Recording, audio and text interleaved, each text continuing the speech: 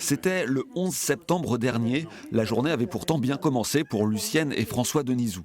Mais après le déjeuner, le comportement de François inquiète soudain son épouse qui appelle les secours.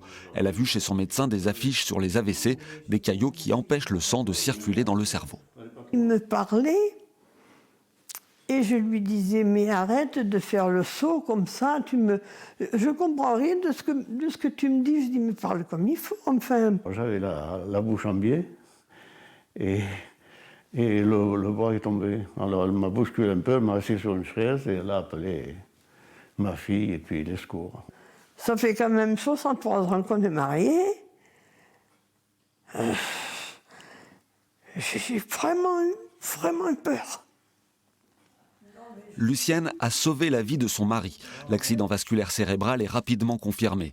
Bouche tordue, trouble de la parole, paralysie soudaine d'un membre. Ces symptômes doivent inciter à faire le 15, même si, contrairement à un infarctus, il n'y a pas de douleur. Le problème, c'est que ça fait pas mal, mais on doit s'inquiéter quand même quand votre main ne répond plus, quand votre bras ne répond plus, quand votre jambe se dérobe sur vous et que vous êtes tombé et que vous ne pouvez pas la bouger. Il faut s'inquiéter tout de suite. Après une première imagerie médicale, toute une équipe est mobilisée en urgence. Neurologues, manipulateurs radio, anesthésistes, infirmières. Un cathéter est introduit dans une artère de la jambe du patient pour conduire les instruments jusqu'au cerveau.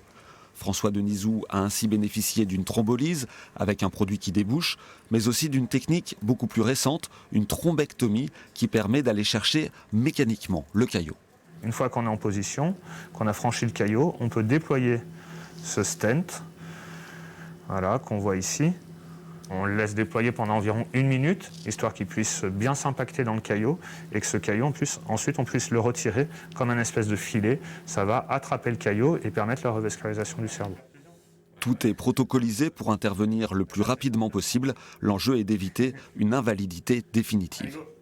Cette IRM montre sur les zones blanches une zone du cerveau qui a souffert et qui est en ischémie. Donc c'est une zone où il n'y a plus de sang qui arrive et qui est responsable des symptômes. Toute la zone orange est la zone qui est en souffrance, dans laquelle il y a peu de sang qui arrive, et c'est toute cette zone-là qu'on va chercher à sauver. François Denisou a été traité à peine 2 heures après les premiers symptômes. Aujourd'hui, il a complètement récupéré, il ne gardera aucune séquelle. Pour les soignants, la marge de progression, c'est encore l'information du grand public. Il faut composer le 15 dès l'apparition des symptômes.